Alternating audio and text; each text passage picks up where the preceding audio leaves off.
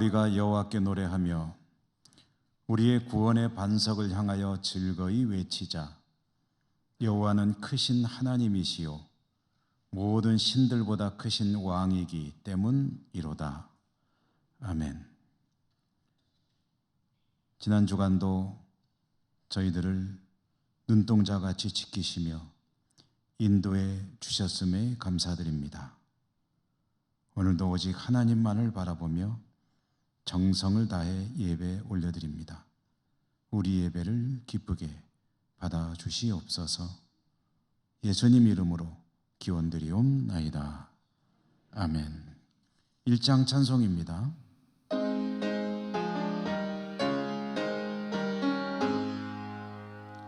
만복의 하나님 온 백성 찬송 드리고 저 천사여 찬송하세.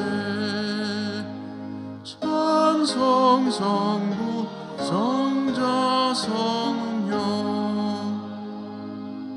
아멘.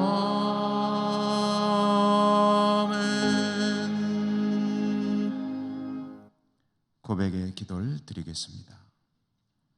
자비로우신 주님, 주님 앞에 서서 겸손히 돌아보면 모든 것은 명료해집니다. 지난 한 주간도 저희들은 주님께서 은혜를 베풀어 주셨기에 살 수가 있었습니다. 모든 것이 주님 은혜입니다. 그럼에도 저희들은 마치 저희들의 힘과 능력으로 사는 것처럼 생각하며 살아왔음을 이 시간 깨닫고 고백합니다. 주님의 긍휼과 자비로 삶을 계속 이어올 수 있었음에도 불구하고 마치 자신에게 의와 거룩함이 있어 살아가는 줄 알고 있었음도 고백합니다. 주님, 저희들의 부족함과 연약함을 불쌍히 여기시고 용서해 주옵소서. 이 시간에 계속해서 하나님과 저희 자신들만이 아는 모든 은밀한 죄와 허물들을 침묵하며 하나님 앞에 고백합니다.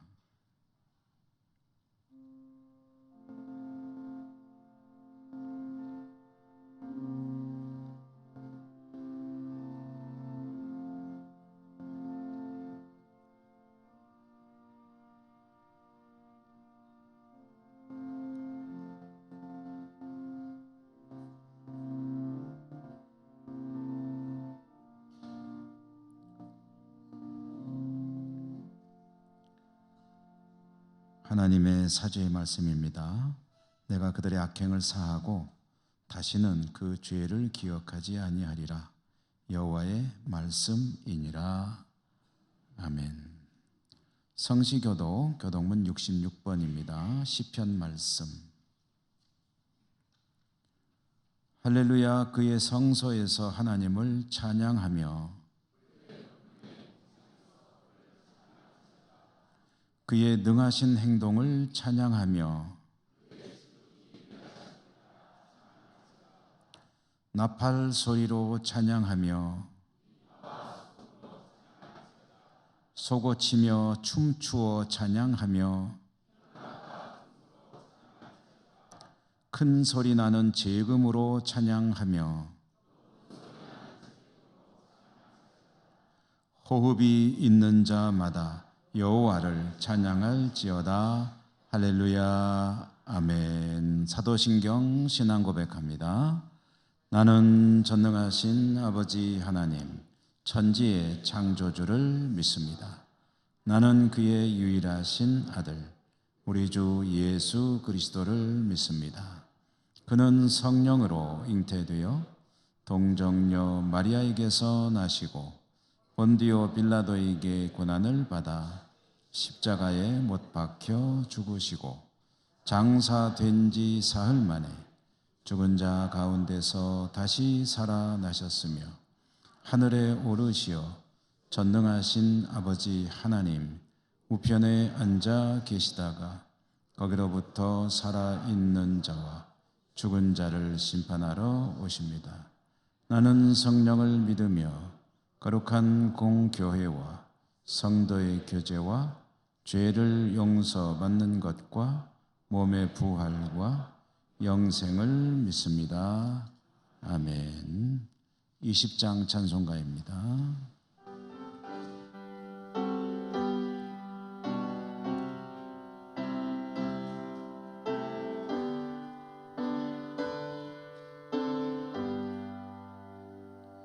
그 영광 중에 계신 주 나 찬송합니다.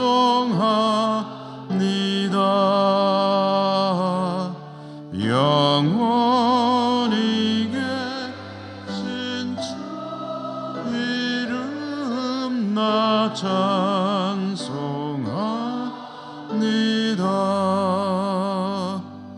한없이 크신 능력을 나 찬송합니다.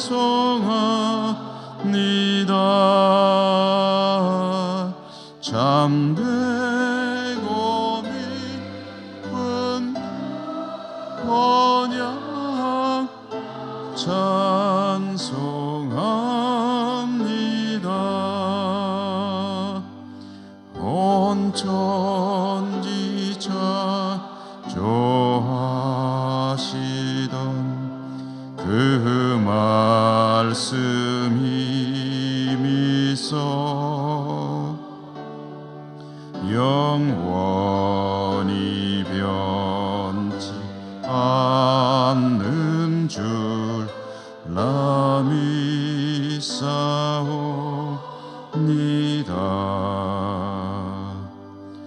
그 온유하신 주 음성 날 불러주시고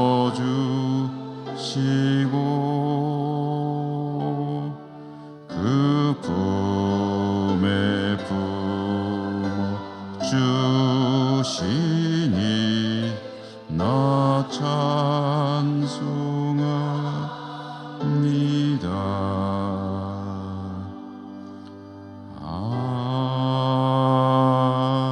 아멘.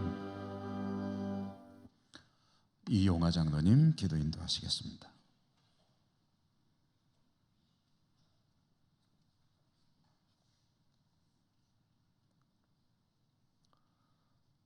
살아계신 하나님 아버지, 우리들에게 하나님을 섬기는 기쁨의 날에 저희를 하나님을 예배하는 자리로 인도하여 주셔서 참으로 감사를 드립니다. 그러나 순간순간 우리를 넘어뜨리려는 악한 영들에 의해 온전치 못하고 거룩하지 못한 모습으로 아버지께 나와 머리 숙입니다. 믿음 없음을 용서하여 주시고 늘 반복되는 죄에 빠지지 않도록 분별하는 영을 주셔서 악에게 지지 않고 믿음으로 승리하는 하나님의 거룩한 자녀들이 되게 하여 주시옵소서. 우리들의 긴 믿음의 여정 속에는 세상과 함께 살아가야 하는 결코 쉽지 않은 걸음이지만 하나님을 기쁘시게 해야 하는 선택의 기로에서는 고민 없이 하나님의 편을 선택하는 담대한 믿음을 허락하여 주시옵소서. 신앙은 과거의 결심과 다짐으로 증명되는 것이 아니라 오늘을 살아내는 믿음으로 증명되는 것임을 한시도 잊지 않게 하시고 주님을 위해 하는 일은 믿음의 분량에 따라 작은 일이든 큰 일이든 그 일을 끝까지 잘 감당하게 하옵소서. 교회와 국가를 위해 기도합니다. 우리 교회에는 영화부에서 당회에 이르기까지 많은 기관들이 있습니다. 각 기관을 섬기는 회장이야 모든 회원들이 교회를 충성되이 섬기며 서로 사랑하며 예배와 봉사와 선교에 온 마음을 집중할 수 있도록 우리들에게 하나님의 열심을 주시옵소서.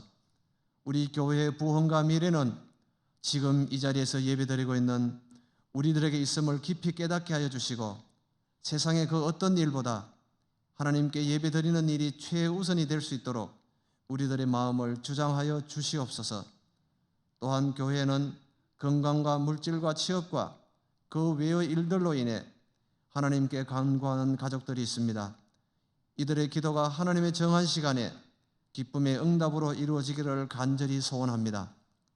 국가는 국내외의 정치, 경제, 전쟁 등 불안한 상황들로 인해 갈수록 어려운 가운데 놓여 있습니다.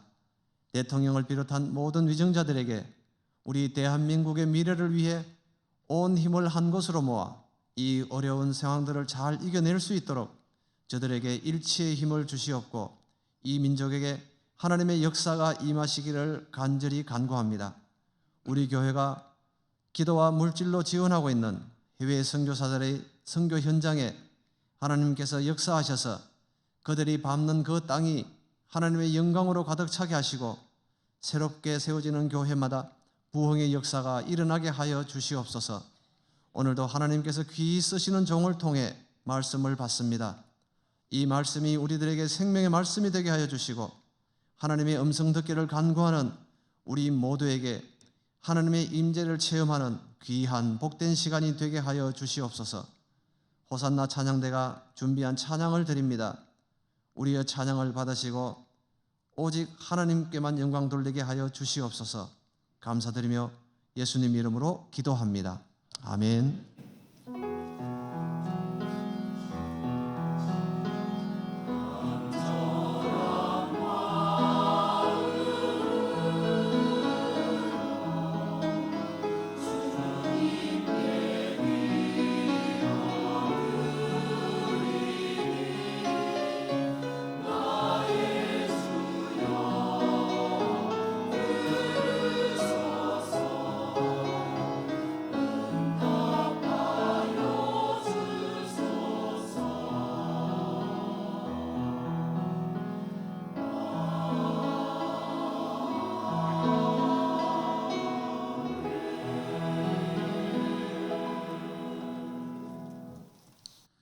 하나님께서 오늘 우리에게 주시는 말씀을 봉독하겠습니다. 구약성경 열왕기상 17장 8절부터 14절까지입니다.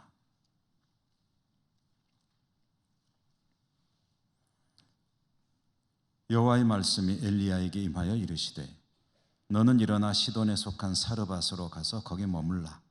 내가 그곳 과부에게 명령하여 네게 음식을 주게 하였느니라. 그가 일어나 사르밧으로 가서 성문에 이를 때에 한 과부가 그곳에서 나뭇가지를 줍는지라. 이에 불러 이르되 청하건대 그릇에 물을 조금 가져다가 내가 마시게 하라. 그가 가지러 갈 때 엘리야가 그를 불러 이르되 청하건대 네 손에 떡 한 조각을 내게로 가져오라. 그가 이르되 당신의 하나님 여호와께서 살아계심을 두고 맹세하노니 나는 떡이 없고 다만 통에 가루 한 움큼과 병에 기름 조금뿐이라. 내가 나뭇가지 둘을 주어다가 나와 내 아들을 위하여 음식을 만들어 먹고 그 후에는 죽으리라. 엘리야가 그에게 이르되 두려워하지 말고 가서 내 말대로 하려니와 먼저 그것으로 나를 위하여 작은 떡 한 개를 만들어 내게로 가져오고 그 후에 너와 내 아들을 위하여 만들라.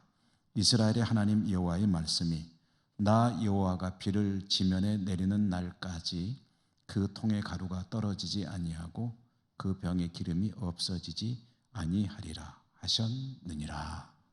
아멘. 호산나 찬양대 찬양 하나님께 올려드립니다.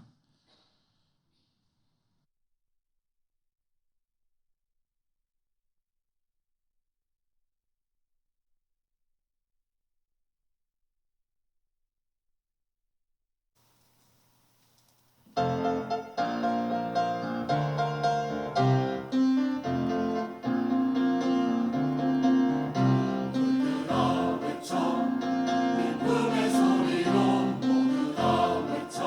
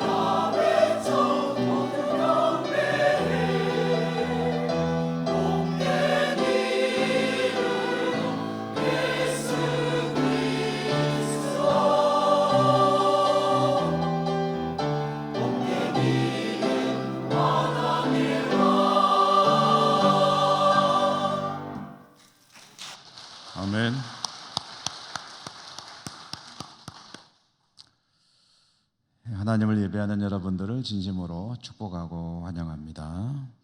주님 은혜가 함께 하시기를 기원합니다. 오늘 기적이 일어날 때라는 제목으로 말씀을 나누겠습니다. 지난 금요일에 우리나라에 한강이라고 하는 작가분이 계신데 이분이 노벨문학상 수상자로 결정되었다는 뉴스를 들었습니다. 들으셨죠? 처음에는 잘못 들었나 했습니다. 그래서 다시 한번 뉴스를 확인하고 보니까 진짜더라고요. 그때 드는 생각이, 야, 우리나라에 또 한 번 역사적인 그런 사건이 있게 되는구나. 그리고 기적과 같은 일이 일어났구나 하는 생각도 들었습니다. 우리가 살아오면서 기적과 같은 일들을 간혹 경험하죠. 조금 거슬러 올라가면 BTS 아시나요?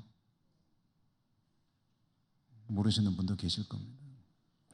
BTS란 우리나라의 소년들로 이루어진 가수입니다. 가수, 대중가요 가수인데 이 BTS가 빌보드 차트라고 하는 그런 전 세계 대중음악 순위를 매기는 그런 기관이 있거든요.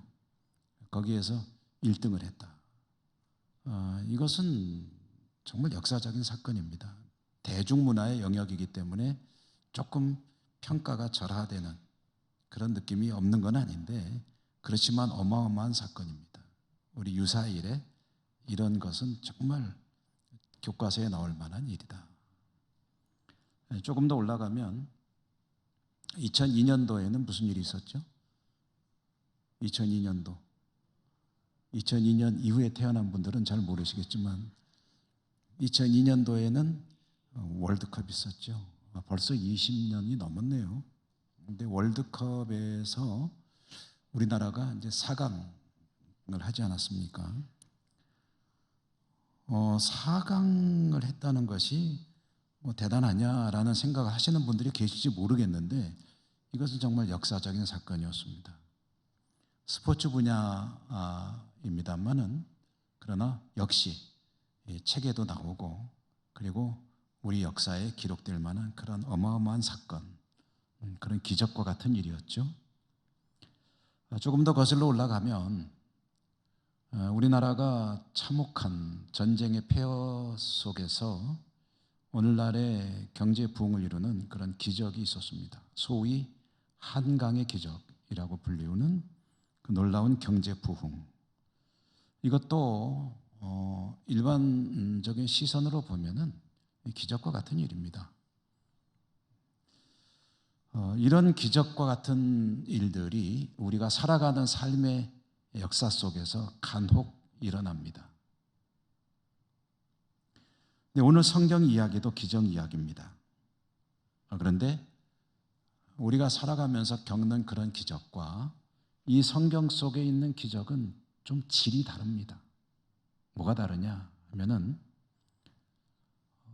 노벨문학상을 타는 일도, 빌보드 차트에서 1위를 하는 일도, 그리고 4강에 올라갈 뿐만 아니라 우승을 하는 것도, 한강의 기적을 이루는 것도, 이런 것도 가능성이 높지는 않습니다.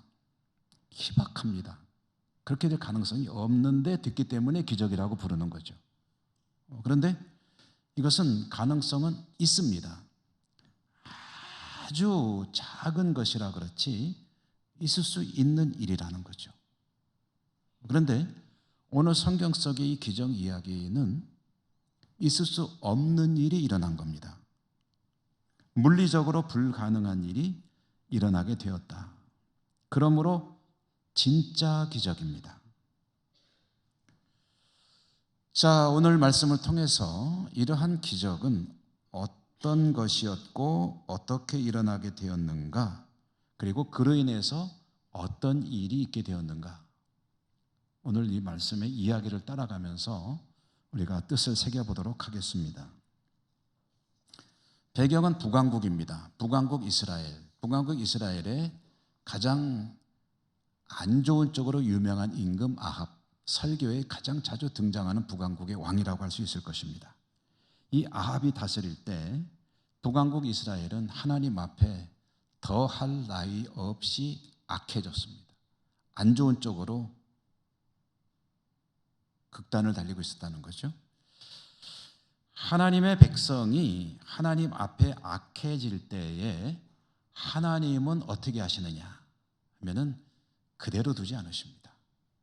방치하지 않으십니다.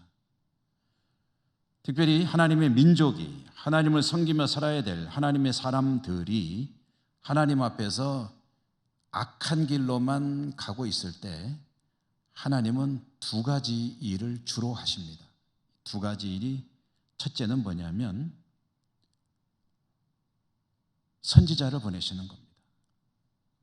두 번째로는 징계를 하시는 겁니다. 심판은 하지 않으십니다. 하나님은 그렇게 쉽게 심판하지 않으세요. 끝장내지 않으신다는 거죠. 심판하지 않고 오래 기다려주시는데 그냥 기다리지 않으시고 두 가지 일을 하시는데 하나는 선지자를 보내서 깨우치시고 계속 말씀을 하시는 거죠. 두 번째로는 정신 차리라고 회초리를 드시는데 그게 여러 가지 재앙으로 다가올 때도 있습니다.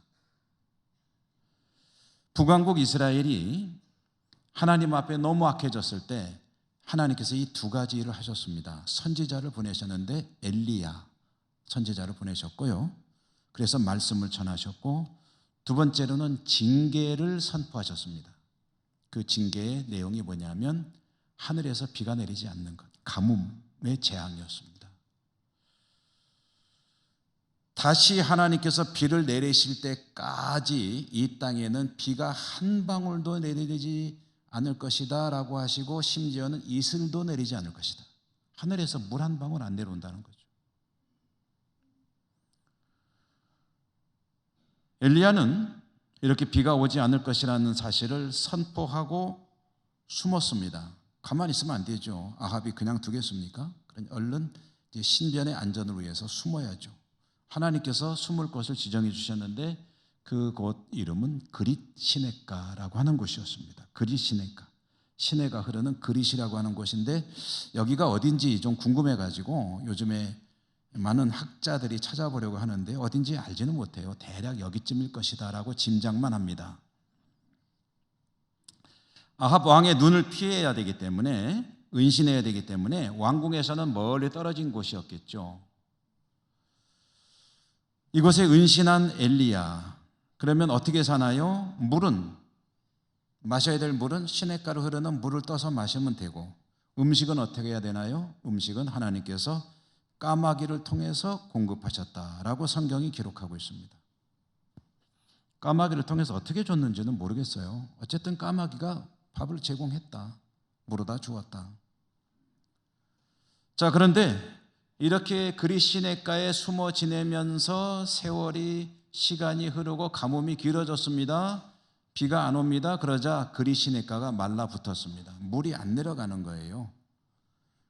물을 구할 수가 없게 됐습니다. 그러니 그릿 시냇가에 계속 머물 수가 없게 됐습니다. 먹을 거야 까마귀 갖다 준다고 하지만 물은 없으니 어떻게 하겠습니까? 하나님은 엘리야를 제2차 은신처로 옮기도록 하십니다.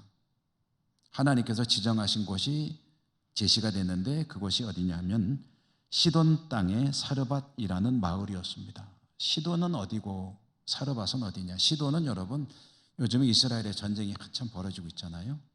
새롭게 이제 전쟁이 좀 확산이 되면서 레바논이 상당히 좀 시련을 겪고 있는데 그 레바논이 바로 이 시돈입니다.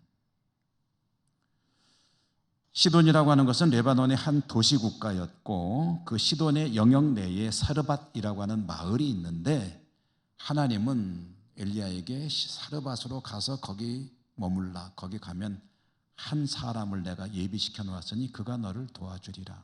먹고 살게 해준다는 거죠. 그리 시냇가에서 지낸 엘리야의 삶이 굉장히 좋지 않았습니다. 산골짜기에서 산다는 것은 야생으로 산다는 거잖아요. 짐승처럼 사는 겁니다. 그런데 새로 제시된 사르밧이라고 하는 은신처는 그러면은 도시니까 마을이니까 괜찮으냐 하면은 주거 환경은 좀 나을지 모르겠는데 굉장히 위험한 지역이었습니다. 일단 사르밧이라고 하는 지역이 어떤 곳이냐면은요, 여러분 그 북왕국 이스라엘에서 가장 악한 왕의 대명사가 아합이라고 말씀드렸는데, 이 아합의 아내 왕비가 이세벨이라고 하는 사람입니다. 그 이세벨이 아합을 이렇게 만든 사람이라고 해도 됩니다. 남자는 뭐 여자 하기 나름이라는 광고가 생각이 나네요. 그 이제 이세벨이 아합을 이렇게 참 이상한 사람을 만들어 놓았는데, 그 이세벨의 고향이 어디냐면은 시돈입니다. 그러니까 이 사르밧에 가서 지낸다는 것은 엘리야 입장에서 보면은 적국의 심장부에 들어가서 숨죽이고 살아야 된다는 뜻입니다. 위험하죠. 또 사르밧까지 옮겨가려면은 이게 보통 여정이 아닙니다. 이제 거리상으로는 대략 최소한 120km 정도 떨어졌다고 보거든요. 그러면은 300리길입니다. 이 300리길을 가는 도중에 광야가 있습니다. 사막입니다. 그리고 아합의 이 눈초리를 피해가지고 숨어가면서 가야 됩니다. 자, 이렇게 멀고도 위험하기 짝이 없는 감시의 눈을 뚫고 그곳으로 가라고 하신 하나님의 뜻이 뭔지는 모르겠지만 한 가지 확실한 것은 위험하기 짝이 없는 여정을 가야 된다는 것입니다. 왜 그런 데다가 정해주셨을까? 엘리야는 그런데 하나님 말씀이 떨어지자 그리 시냇가를 떠나서 사르밧으로 간 겁니다. 무사히 도착했습니다. 감사한 일이죠. 사르밧에 도착했을 때 엘리야가 길에서 나무로 죽고 있는 한 여성을 만나게 됩니다. 그런데 그 여성을 보는 순간 엘리야가 깨닫습니다. 이 사람이 하나님이 준비해 놓은 사람이로구나. 그 여성은 저녁 지을 나무를 구하고 이렇게 줍고 있었다고 합니다. 나무 구해서 밥 지었다는 것은 참 오래전 이야기죠. 저도 어린 시절에 산에 가서 제가 나무 해온 건 아니고 이제 친가나 외가를 가면은 삼촌이나 지게 지고 산에 가서 솔까지 또 긁어 오고 또 나무에서 아궁이에 불 때 가지고 밥하던 그런 기억이 납니다. 이 여성이 저녁 지을 나무를 줍고 있을 때 길에서 엘리야가 그와 만나게 된 겁니다. 엘리야는 먼 길을 갔으니 얼마나 배고프고 목마르고 하겠습니까? 물 좀 마십시다. 물 좀 주시오라고 요청을 했고요. 여성이 그 엘리야를 보고 물을 뜨기 위해서 갈 때 한 가지 추가로 더 요청을 합니다. 그게 뭐냐면 먹을 것도 좀 주시오. 떡 한 조각만 주시오. 이렇게 물과 음식을 요청했을 때 여인이 하는 대답이 오늘 우리가 읽은 본문 속에 나와 있습니다. 일상적인 용어로 좀 바꿔서 말씀드려 본다면 여인이 이렇게 대답하는 겁니다. 떡이요? 당신에게 드릴 떡 없습니다. 지금 나에게는 한 움큼, 한 주먹의 가루, 그리고 몇 방울의 기름밖에 남은 게 없습니다. 이걸로 떡을 만들어 아마 두툼한 떡도 못 만들 거예요. 아주 납작한 부침개나 부쳐 먹을 정도 될 겁니다. 떡을 만들어서 나와 내 아들이 마지막 식사를 할 겁니다.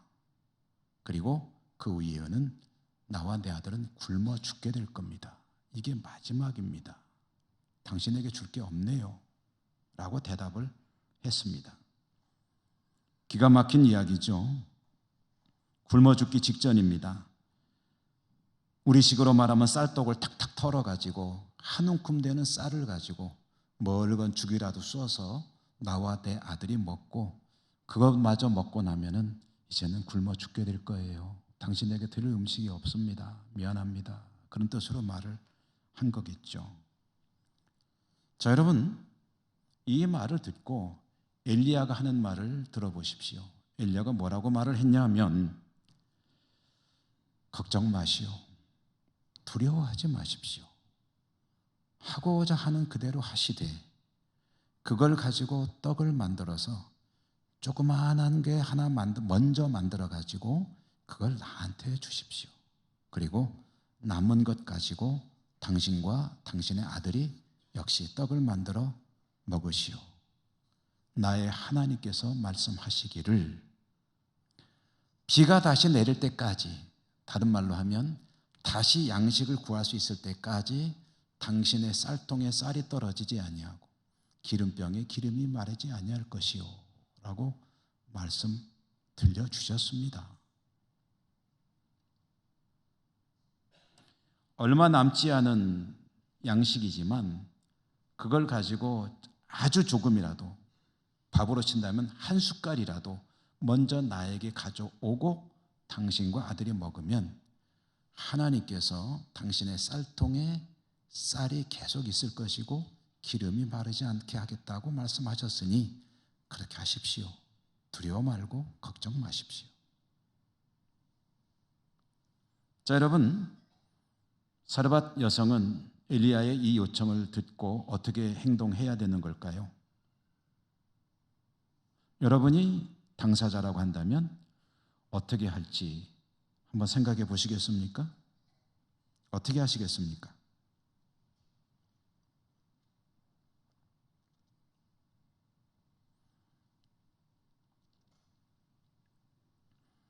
사르밧 여성이 선택하고 그 뒤에 어떤 일이 벌어졌는지를 들려주는 말씀이 오늘 우리가 봉독한 말씀이 이어지고 있습니다. 15절과 16절인데 그래서 이 15절과 16절 두 절의 말씀을 우리가 한번 같이 보도록 하십시다. 스크린에 나오니까 한번 읽어볼까요? 읽습니다. 그가 가서 엘리야의 말대로 하였더니 그와 엘리야와 그의 식구가 여러 날 먹었으나 여호와께서 엘리야를 통하여 하신 말씀 같이 통의 가루가 떨어지지 아니하고 병의 기름이 없어지지 아니하니라. 아멘. 할렐루야. 여러분, 이런 거를 이제 기적이라고 그러죠. 서두에 말씀드렸지만 기적이 일어났습니다. 어떤 기적입니까? 떡을 만드는 가루를 담아놓는 통이 있고 그것을 이제 철판 같은 데다가 이제 구울 때 발라야 될 기름병, 둘 다 마지막 가루, 마지막 기름이 담겨져 있었는데 그걸 가지고 엘리야가 시키는 대로, 말씀하는 대로, 전하는 대로 했더니 계속 남아있더라는 거죠. 가루도 남아있고 기름도 남아있어서 계속해서 이 세 사람이 먹고 살 수 있게 되었다. 양식 문제가 해결이 됐다는 겁니다. 이것은 가능성은 희박하지만 있을 수 있는 일이 아닙니다. 우리가 알고 있는 물리법칙을 초월하는 그런 초자연적인 일이기 때문에 이런 일을 기적이라고 부르죠. 그리고 진짜 기적이라고 할 수 있을 것입니다. 이런 기적은 사람은 할 수 없습니다. 오직 하나님만이 하실 수 있는 일입니다. 그래서 하나님의 기적입니다. 자, 여러분, 우리 이야기를 좀 하도록 하죠. 저도 여러분도 삶을 살아갈 때 우리의 삶이 쉽지 않다는 것은 우리가 너무 잘 알고 있죠. 많은 장애도 있고 난관도 있고 시련도 있고 물론 평탄하고 순조로울 때도 있지만 우리의 삶 가운데 어려운 문제들은 끊임없이 발생합니다. 그럴 때 우리는 하나님께 기도하죠. 하나님의 도우심을 구합니다. 때로는 기적과 같은 일이 일어나기를 소망하며 하나님께 부르짖어 기도하기도 합니다. 여러분 그러실 거예요. 아마 종류는 다양하겠지만 이유와 원인은 다양하겠지만 이런저런 일로 인해서 하나님 나에게 기적이 있기를 원합니다. 그런 간절함을 가지고 기도하시는 분들 여기 많이들 계실 겁니다. 우리의 삶 가운데 기적이 일어나길 원할 때 오늘 말씀은 대단히 중요한 그 중에 한 가지 전제를 우리에게 들려주고 있습니다. 우리 삶 가운데 하나님의 기적이, 물론 희박한 것도 하나님께서 있게 하시면 그런 일도 일어날 수 있겠지만 기적이 일어날 수 있기 위해서 무엇이 필요한가? 결론부터 먼저 말씀드리면 오늘 말씀 속에 순종의 이야기가 들어있습니다. 하나님의 뜻에, 말씀에 순종하는 사람들의 이야기. 두 사람이기 때문에 사람들이라고 말씀드렸습니다. 첫째는 사르밧 여성의 순종이죠. 내용은 말씀드렸습니다. 그에게 마지막 남은 양식입니다. 이것을 먹고 아들과 본인이 이제는 굶어 죽게 될 것입니다. 그런데 갑자기 나타난 나그네가 그 중에 일부를, 비록 조금이지만 그 귀한 것의 일부를 먼저 자기에게 달라고 요구를 합니다. 이 여성이 볼 때 사람이 평범해 보이진 않았을 겁니다. 엘리야라고 하는 사람의 모습이 그저 지나가는 흔한 모습은 아니었을 거예요. 게다가 먼 길 왔기 때문에 대단히 험악할 수도 있었을 것입니다. 그런데 그가 말하는데 그 속에 무슨 얘기가 들었냐면은 하나님께서 말씀하셨다는 거예요. 나의 하나님께서 이렇게 말씀하셨다 라고 하면서 말씀을 전하는데 그 이야기를 듣고 이 여성은 그 말을 그대로 따랐다고 합니다. 성경이 전해주는 이야기죠. 그대로 따랐다. 그 귀한 양식의 일부를 먼저 그에게 주었습니다. 이 여성의 이와 같은 결정, 선택의 그 이유가 뭔지에 대해서는 성경이 자세히 말해주지 않습니다. 그냥 그 말을 들었을 때 그는 그대로 따랐다고만 하지 그 동기가 뭐였는지는 이야기하지 않습니다. 그가 믿음으로 그렇게 따른 것인지 아니면 일종의 승부를 거는 마음으로 그렇게 한 것인지 이런 심리도 있을 수 있었겠죠. 한 끼 더 먹고 죽으나 덜 먹고 죽으나 뭐가 다르겠냐? 한 끼 더 먹고 죽으면 얼굴빛은 좋을지 모르지.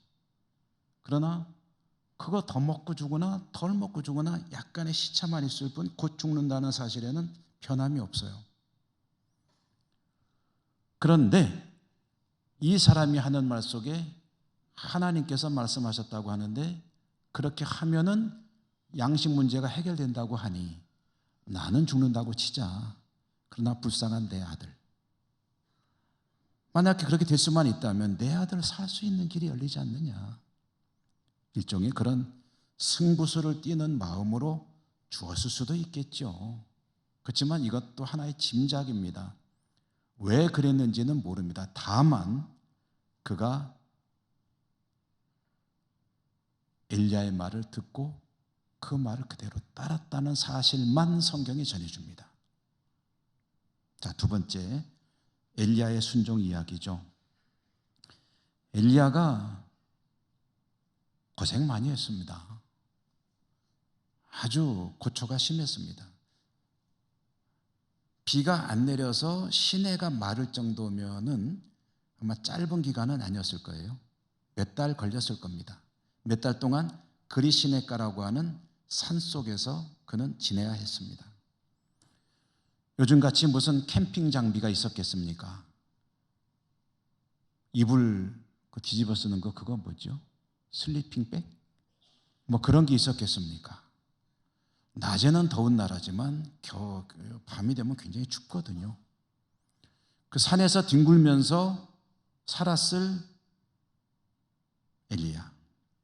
물은 시냇가 물로 떠서 마시니까 뭐 물맛이 어땠을지 모르겠어요. 까마귀가 갖다주는 식사가 어땠을까요? 여러분 맛있는 음식을 잘 골고루 준비해서 갖다 줬을까요? 아마 제 생각에는 떡 한 덩어리 딱 물어다가 툭 던져주고 가지 않았을까 싶어요. 그렇게 살았던 몇 개월, 이제 거처를 옮겨야 되는데 그런데 거기까지 가는 자체가 너무너무 위험한 길입니다. 안 가고 싶었을 거예요. 가서 보니까 좀 괜찮은 집에서 좀 이제는 좀 고생 좀 덜하고 지낼 수 있을까 했는데 가보니까 자기를 위해서 준비된 사람이 홀로 된 여성이에요. 이 홀로 된 여성이 혼자 살아가는다는 것은 고대 사회에서는 가난의 상징입니다. 가난. 그래서 과부하면은 가난한 사람의 대표 선수입니다. 그러니 좀 얼마나 더 숨어 지내야 될지 모르는데 여건이 좀 괜찮은 데 가서 지낼 수 있었으면 좋았을 텐데 여전히 고초가 심한 곳으로 하나님은 지정을 해 주신 거예요. 그런데 이런 일련의 과정 가운데 엘리야에 대해서도 하나님은 성경은 다른 얘기는 하지 않습니다. 하나님이 가라 하시니 엘리야는 갔다는 사실만 전해줍니다. 기분이 어땠는지, 즐거운 마음으로 갔는지, 아니면은 투덜대면서 갔는지, 아니면 불평이 가득 차가지고 입술이 툭 나와가지고 갔는지, 어떻게 갔는지는 성경이 전하지 않아요. 그냥 하나님이 말씀하시니 그는 갔다. 이 사실만 전해줍니다.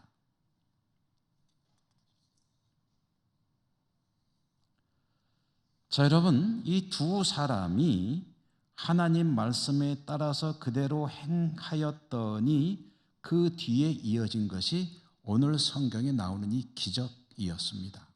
기적. 그러므로 기적이란 그 전제 조건 중에 하나로 오늘 말씀에 계시하는 것은 하나님의 명령에 순종하는 자에게 기적이 일어난다. 이 사실을 들려주는 겁니다.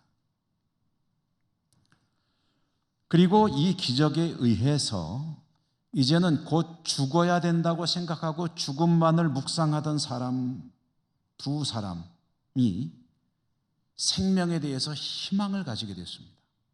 그리고 실제로 살아갈 수 있게 되었습니다. 생명을 가지게 되었고 생명에 대해서 희망을 가지게 되었다. 그가 가진 그 희망의 근거가 무엇입니까? 하나님이 베푸신 기적입니다.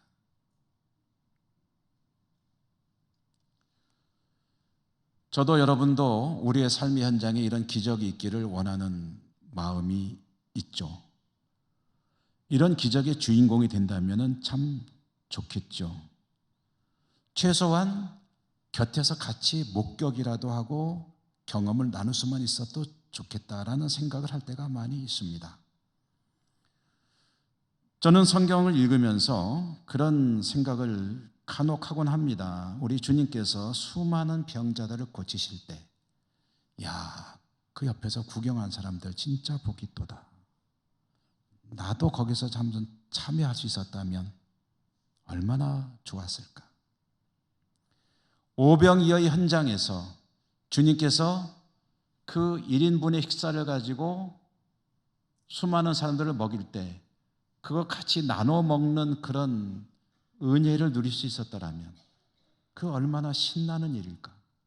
그 떡, 이보다 더 맛있는 떡이 있을 수 있을까? 이보다 더 맛있는 생선이 있을 수 있을까? 오병이어, 얼마나 복된 사람들인가. 그러나 그 시대로 갈 수는 없기 때문에 오늘날이라도, 오늘 우리가 살아가는 이 시대 속에서라도 그런 기적을 경험할 수 있는 그런 기회가 있다면 얼마나 좋을까. 나에게 일어난다면 뭐 더 좋고, 혹시 곁에서 누군가가 하나님의 역사를 체험하는 일이 있다면, 그것을 목격할 수 있다면 얼마나 참 즐거운 일일까.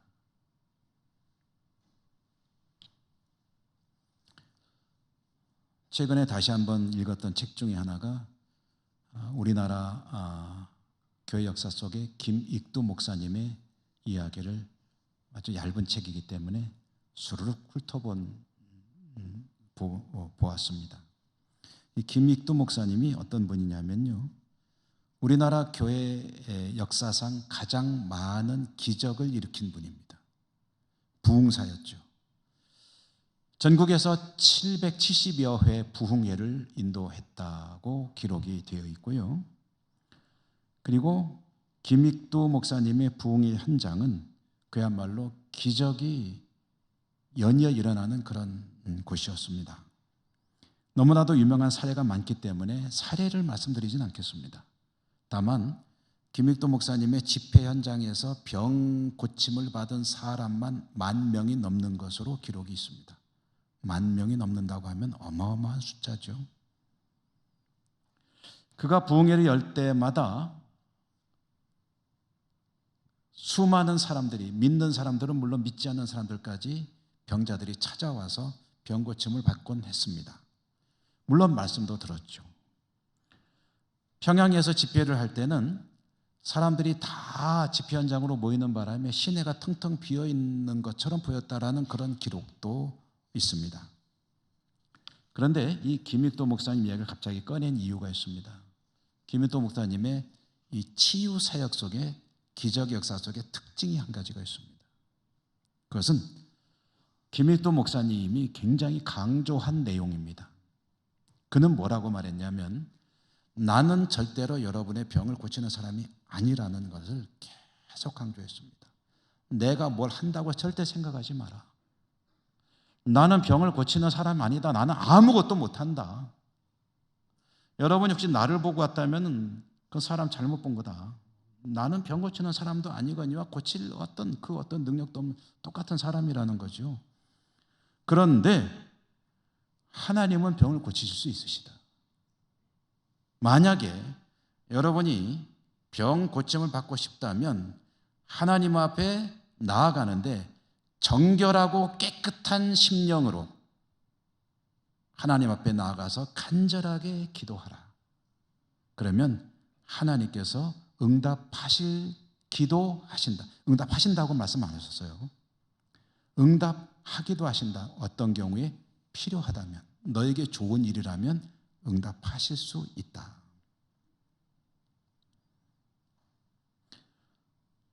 이렇게 스스로를 부인하고 하나님의 역사라는 사실을 강조하며 반드시 낫는다가 아니라 하나님이 고쳐주실 수 있다라고 말씀을 전했기 때문에 김익도 목사님에 대해서, 그 치유사역에 대해서 아무도 시비를 걸지 않았습니다. 대단히 성경적이기 때문에.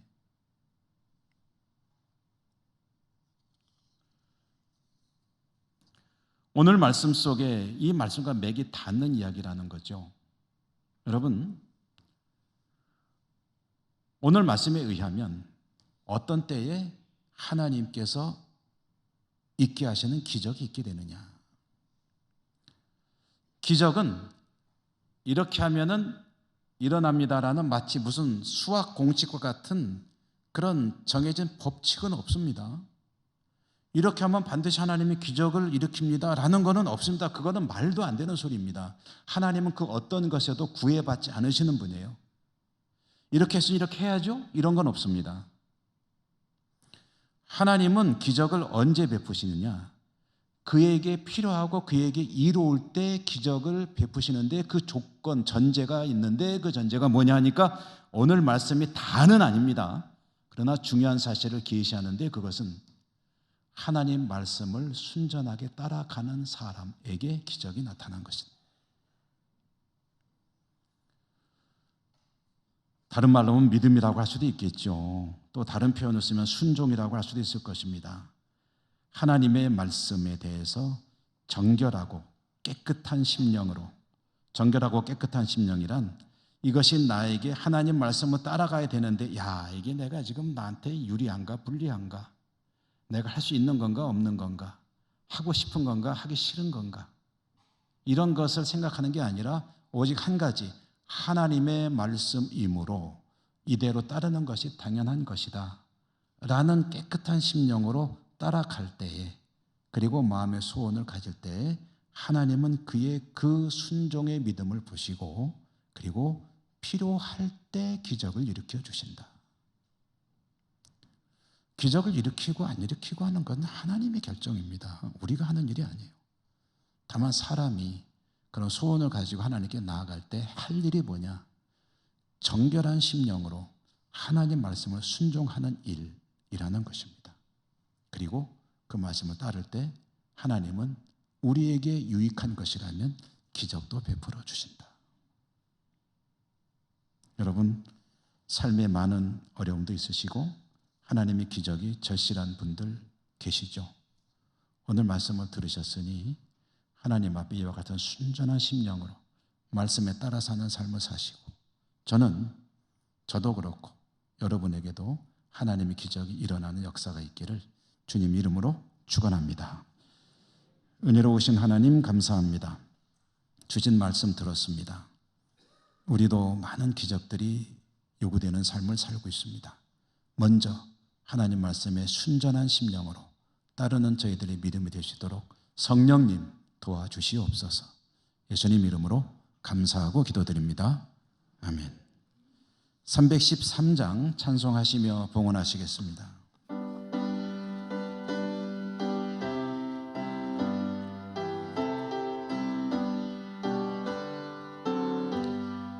내 임금 예수 내 주여, 이 죄인이 주님 앞에 한없는 은혜 받고서 내 생명 모두 드리오니, 그 풍성하시는 정을 주 내게 내려주소서. 내 임금 예수 내 주여, 내 허물은 더 크시고 주 십자가에 흘리신 그 피를 믿는 마음 보사 내 중한 죄를 사하여 참 평안한 맘 주소서. 내 임금 예수 내 주여, 주 은혜에 감격하여 한없는 감사 찬송을 내 주님 앞에 드리오며, 내 맘과 정성 다하여 늘 기뻐하며 살리라. 내 힘 내 주여, 이 마음과 이 천한 몸 그 몸의 피로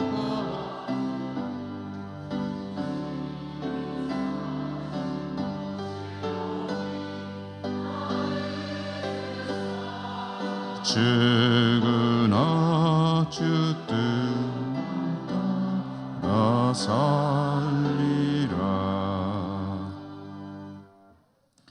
하나님 감사합니다. 오늘도 저희들이 하나님을 예배할 수 있으니 감사하고 하나님께 예물 드릴 수 있으니 감사합니다. 모든 것이 하나님의 은사입니다. 주신 것의 일부, 또 하나님 말씀에 따라 믿음으로 거룩하게 정성껏 구별해 하나님 앞에 가지고 나왔습니다. 올려드리오니 받아주시고, 드리는 저희들의 삶이 순전하고 정결하고 깨끗한 심령으로 말씀에 늘 순종하는 삶으로 하나님의 기적을 날마다 경험하는 복된 삶이 될 수 있도록 축복하여 주시옵소서. 예수님 이름으로 감사하고 기도드립니다. 아멘.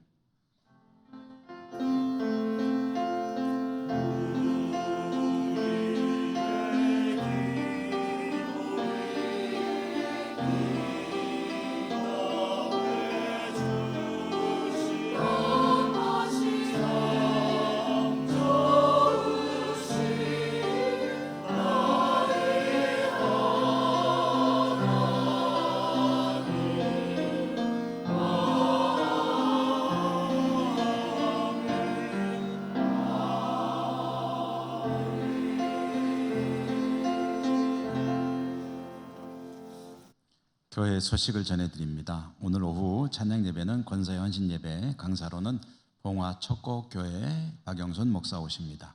다음 주 오후 찬양 예배 시 세례 예식이 있겠고요. 월삭 새벽기도는 잘 마쳤습니다. 세례 예식을 준비하기 위해서 오늘 오후 찬양 예배 후에 세례 문답 당회가 있습니다. 원래 회 광고 보시고요. 2부 예배 마친 후에 우리 회원들이 잘 찾아가시기 바랍니다. 예천 시차례 행사 교역자 산행 내일 청송, 영준호의 장로의 산악회 2차 가족 산행 오는 목요일 진천, 출발은 청소년 수련관 앞에서 오전 8시 30분. 제1남선교 야외 행사 10월 19일 토요일이고요. 단양 교회에서는 9시 출발. 초등부도 야외 행사 있습니다. 역시 같은 토요일 안동 교회에서 역시 9시 출발.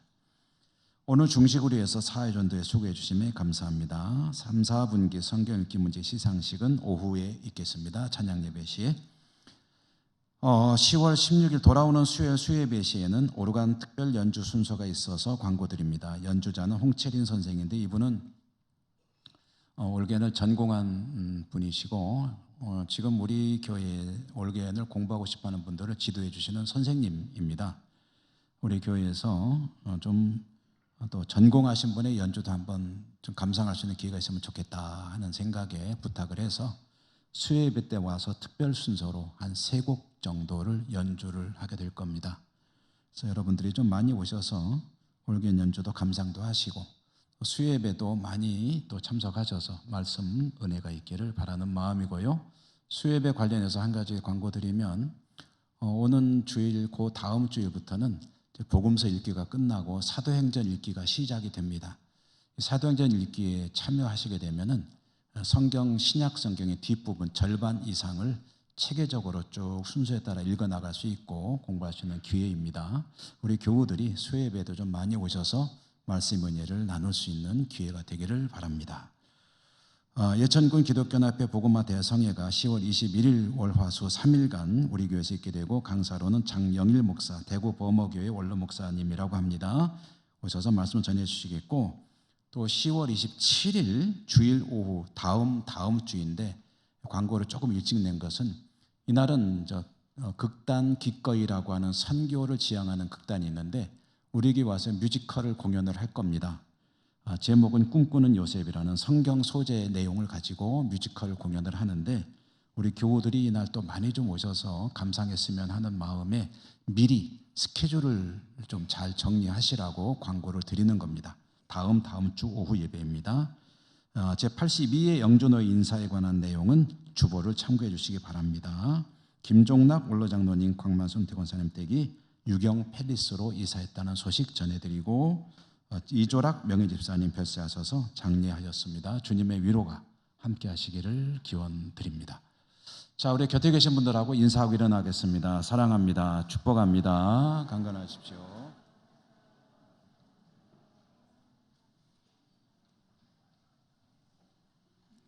주기도송과 축도로 예배를 마치겠습니다.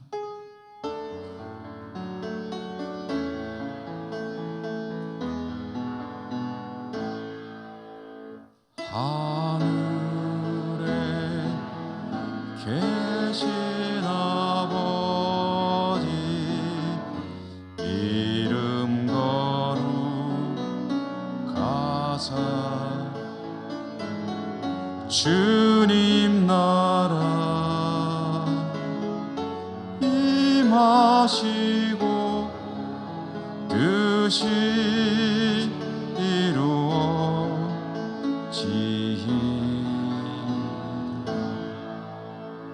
일용할 양식 주시고 우리들의 큰 죄 다 용서하옵시고 또 시험에 들게 마시고 악에서 구원하소서. 대개 주의 나라 주의 권세 주의 영광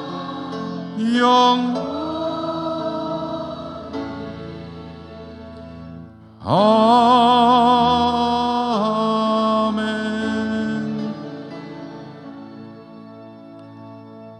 사랑의 하나님, 주의 백성들이 하나님 예배하고 그들의 삶의 자리로 나갑니다. 늘 동행해 주시고 지켜주시고 늘 하나님 말씀에 순종하여 그들의 삶의 현장에 기적이 넘치는 복된 삶 살 수 있도록 축복해 주시옵소서. 여러 곳 각지 흩어져 살아가는 우리 사랑하는 가족들에게도 하나님 복 내려 주시고 저들의 삶을 통해 영광 받아 주시옵소서. 감사하고 예수님 이름으로 기도드립니다. 아멘. 주 예수 그리스도의 은혜와 하나님 사랑과 성령님 교통하심이 주의 백성들 머리 위에, 저들이 모든 살아가는 삶의 현장 위에, 모든 기도 제목과 소원들 위에 항상 함께 하시옵기를 축원하옵나이다. 아멘.